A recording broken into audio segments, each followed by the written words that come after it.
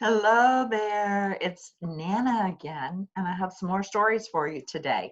So we're going to go back to the Winnie the Pooh stories because I think you really enjoyed that, and we're going to read some more Winnie the Pooh stories. Again, he's one of my very favorite characters, so I hope that you'll enjoy this one. And it's called Winnie the Pooh and the Blustery Day. Winnie the Pooh and the Blustery Day. Blustery. Maybe you haven't heard that word before. It means very, very windy. One fine day, the east wind traded places with the west wind, and that stirred things up a bit in the 100-acre wood. And on that windy day, Winnie the Pooh decided to visit his thoughtful spot. As he walked along, he made up a little hum. This is how it went. Oh, the wind is lashing lustily, and the trees are thrashing thrustily, and the leaves are rustling gustily. So it feels that it will undoubtedly be a rather blustery day. As soon as Pooh reached his thoughtful spot, he sat right down and tried to think of something. Think, think, think, Pooh mumbled to himself, but nothing came to mind. Think, think. Pooh tried again, putting one paw to his head as if to catch any stray thoughts that might come wandering along. Suddenly, Gopher popped out of his gopher hole and said, "If I were you, I'd think about skedaddling out of here. It's Wednesday, you know." Wednesday? Why, so it is, said Pooh. And then he finally had a thought. I think I should go wish everyone a happy Wednesday, Pooh announced. And I shall begin with my very dear friend Piglet. Piglet lived in the middle of the forest in a very grand house. And on this blustery day, he was sweeping the fallen leaves away from his front door. He had just swept the last leaf away when a big gust of wind blew it right back at him, scooping him up and whisking him away.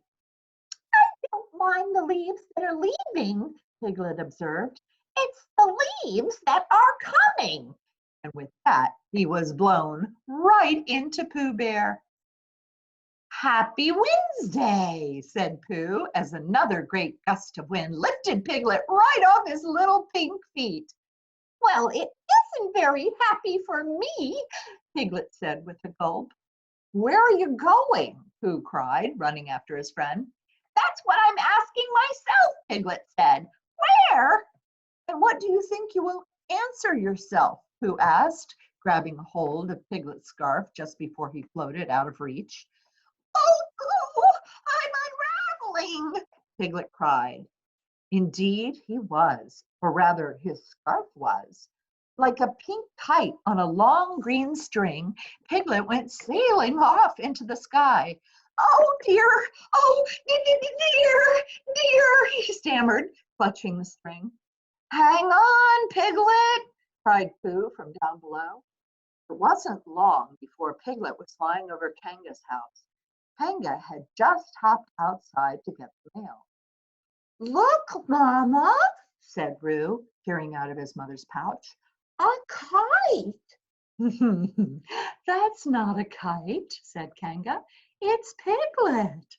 And before Kanga could say another word, Pooh skidded to a stop in front of her. "Happy Wednesday, Kanga," he said. "Happy Wednesday, Roo." "Can I fly Piglet next, Roo asked. But Pooh and Piglet had already breezed past little Roo. "Oh dear, oh dear, oh dear, oh dear, oh dear," cried Piglet as he swooped right and left in the gusty air. "Oh, bother," Pooh exclaimed, bouncing and sliding along with him. When Piglet finally found the nerve to look down, there was Eeyore, busy repairing his house, which the wind had blown to pieces. He had just put the last stick back in place when Pooh went crashing through. "Happy Wednesday, Eeyore," said Pooh, and then he was off again, still holding on to the remains of Piglet's scarf. "Thanks for noticing me," said Eeyore. Not far from Eeyore's house was Rabbit's garden. "Ah, what a refreshing day for harvesting," Rabbit said as he pulled up a large orange carrot. Looking up, he suddenly saw Pooh heading toward him at top speed. "Oh no!" shouted Rabbit, waving his arms frantically. "Happy Wednesday," Pooh called, picking up a whole row of carrots. "Oh yes!" Rabbit clutched as the juicy ripe carrots fell smack into his wheelbarrow. Stronger and stronger the west wind blew, and before long, Piglet found himself blown right up against Al's window. Al was awakened from a peaceful snooze by the loud crash. "Hoo, hoo, hoo, hoo," he said, opening his big round eyes. "Hoo, hoo, hoo, who is it?" "It's me," Piglet said. "Well, I say now," Al said, his eyes rounder than ever. "Someone has pasted Piglet on my window." Just then, Pooh's face appeared beside Piglet's, and Al invited them both in. Soon Pooh and Piglet were comfortably seated in Al's cozy living room. "Am I correct in assuming that it's a rather blustery day?" asked Al. "Oh, yes. That reminds me. Happy Wednesday, Owl," said Pooh, hungrily eyeing a big honey pot on the table. "Wednesday," Owl hooted as the wind whistled through his house. "My good fellow, I wouldn't go so far as to call it Wednesday, just a mild zephyr." "Excuse me, Owl, but is there any honey in that pot?" Pooh shouted over the howling wind. "Why, yes, of course," Owl said. "Help yourself." While Pooh eagerly reached for the pot of honey, which the wind had just blown clear across the table, Owl continued his story. "As I was saying, this is just a mild zephyr compared to the big wind of 67. Or was it 76? Owl muttered, scratching his head. "Oh, well, no matter. I remember the big blow well. It was the year my Aunt Clara went to visit her cousin. Now, her cousin was not only gifted on the glockenspiel, but," and with the wild wind roaring through the house, Al proceeded to tell his friends all about his Aunt Clara's cousin. He didn't seem to notice when the teacups clattered to the floor, and he barely paused when the wind swept Piglet right out the door and back again. It wasn't until the whole house came crashing down around him that Owl finally finished his tale. As soon as Christopher Robin heard the news, he hurried to the scene of Owl's disaster. "What a pity," said Christopher Robin when he saw the state of Owl's house. "I don't think we will ever be able to fix it." "If you ask me," said Eeyore, "when a house looks like that, it's time to find another one." He shook his head. "It might take a day or two, but don't worry, Owl. I'll find you a new one." "Good," said Owl, settling back in his rocking chair. "That will just give me time to tell you about my Uncle Clyde." And that's just what he did. On and on Owl talked until the blustery day turned into a blustery night. For Pooh, it turned out to be an anxious sort of night, filled with anxious sort of noises. One was a particular noise he'd never heard before. It wasn't a rumble, and it wasn't a grumble, and it wasn't exactly a growl, but whatever it was coming from just outside Pooh's door. "Is that you, Piglet?" Pooh called, but no one answered. "Eeyore?" Pooh tried again. And finally, Christopher Robin? When there was still no answer, Pooh got out of his bed and went to investigate. And being a bear of very little brain, he decided to invite the new sound in. Hello? He said, flinging the front door open. Suddenly, a big bouncy creature bounded in and knocked Pooh flat on his back. Hello? The creature said from top Pooh's chest. I'm Tigger. Oh, Pooh replied, looking into Tigger's smiling face. You scared me. Sure I did, Tigger said good-naturedly. Everyone's scared of tigers. Who are you? I'm Pooh, said Pooh. What's a Pooh? Tigger asked. You're sitting on one, Pooh informed him. And with no further ado, Tigger climbed off Pooh, stuck out his paw and said, Glad to meet you. Tigger's my name. T-I-G-G-E-R. That spells Tigger. What's a Tigger? Pooh asked, plainly puzzled. Without a pause, Tigger proudly replied, The wonderful thing about tigers is tigers are wonderful things. Their tops are made of rubber and their bottoms are made of springs. They're bouncy, bouncy, bouncy, bouncy, fun, fun, fun, fun, fun. But the most wonderful thing about tigers is I'm the only one. And to prove his point, Tigger bounced around the room on his springy tail, repeating, I'm the only one. If you're the only one, what's that over there? Pooh asked, pointing at Tigger's reflection in the mirror. What a strange-looking creature, said Tigger. Look at the beady eyes, preposterous chin, and ridiculous striped pajamas. Pooh nodded, and then he said, Looks like another Tigger to me. Tigger decided to change the subject. Well, did I say I was hungry? I don't think so, said Pooh. Well, then I'll say it, said Tigger. I'm hungry. Not for honey, I hope, Pooh said, casting a worried glance at his honey pot. Oh boy, honey, Tigger said. That's what Tiggers like best. Oh, I was afraid of that, Pooh said as Tigger plopped down on the table, grabbed the honey, and dug his paw in. Yum, Tigger said, putting a glob of honey in his mouth. Yuck, he said when he swallowed his first mouthful. Tigers don't like honey, he said, gagging. That sticky stuff is only fit for heffalumps and woozles. You mean elephants and weasels, Pooh corrected him. Well, that's what I said, heffalumps and woozles, Tigger replied. Well, what do what do they do? Pooh inquired.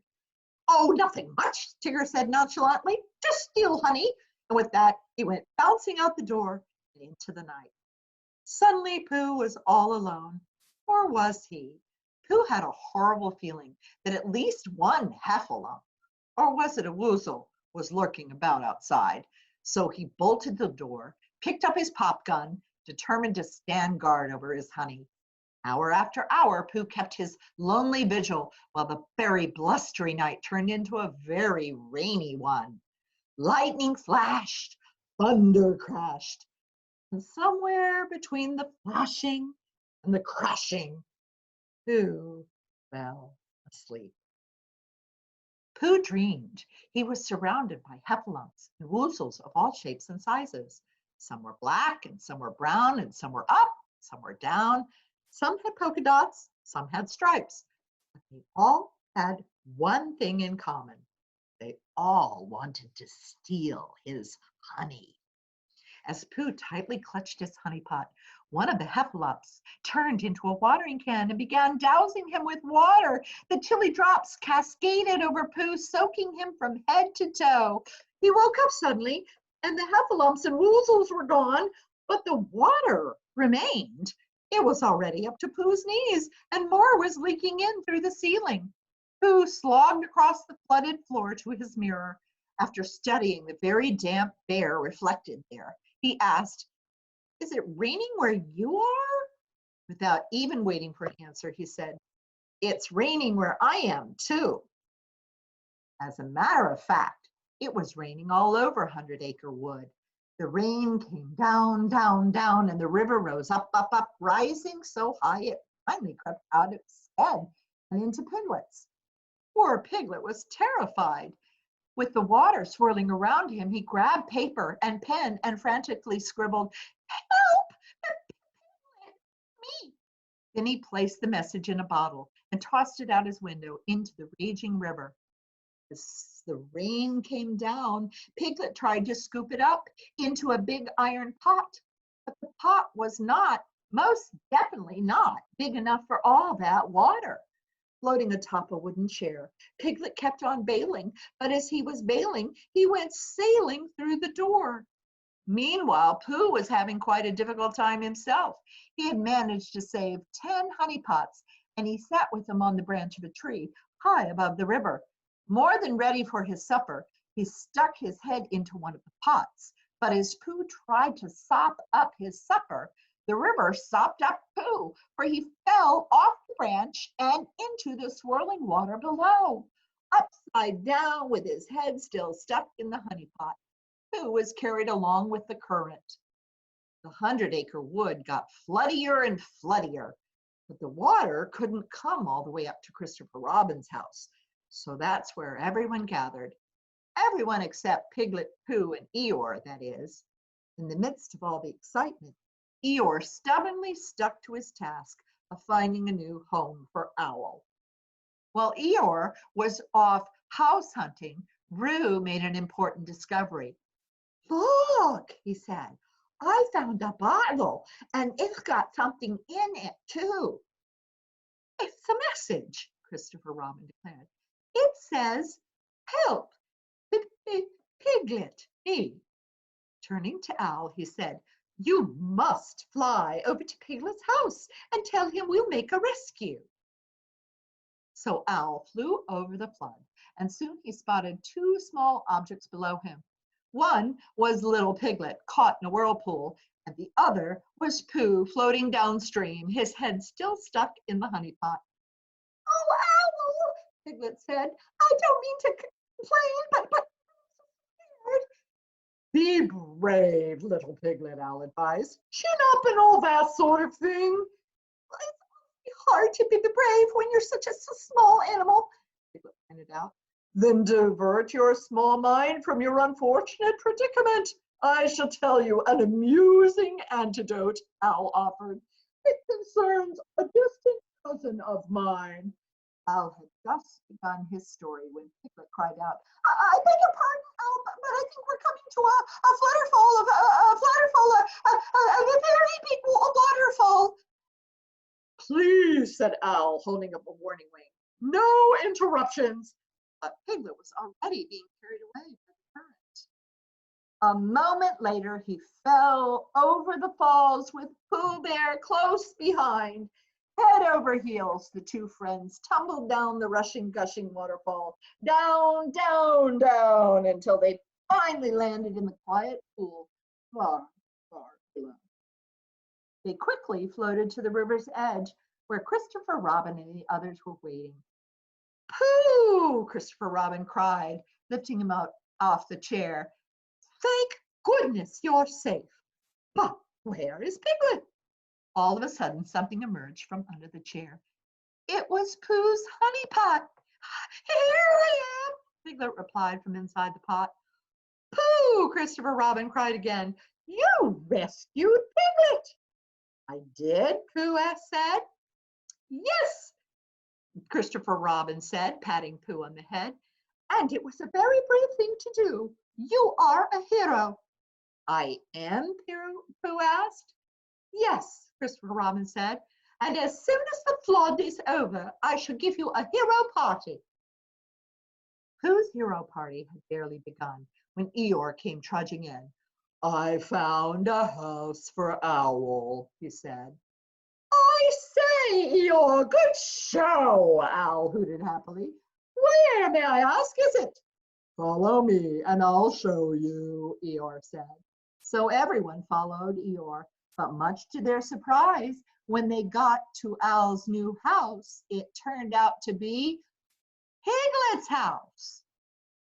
"This is Owl's new house," Eeyore said proudly. "What do you think of it?" There was a long moment of silence. Then Christopher Robin said, It's a nice house, Eeyore, but, and Kanga said, it's a lovely house, but it's the best house in the whole world, Piglet said, his eyes full of tears.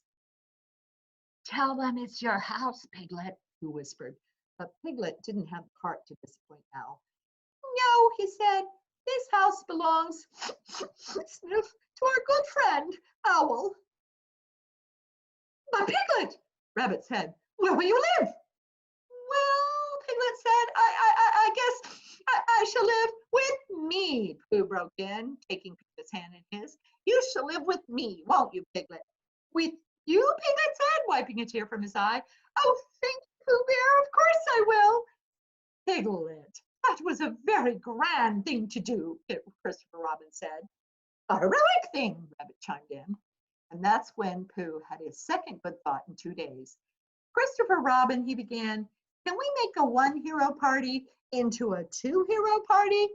Of course we can, silly old bear, said Christopher Robin. And so they did.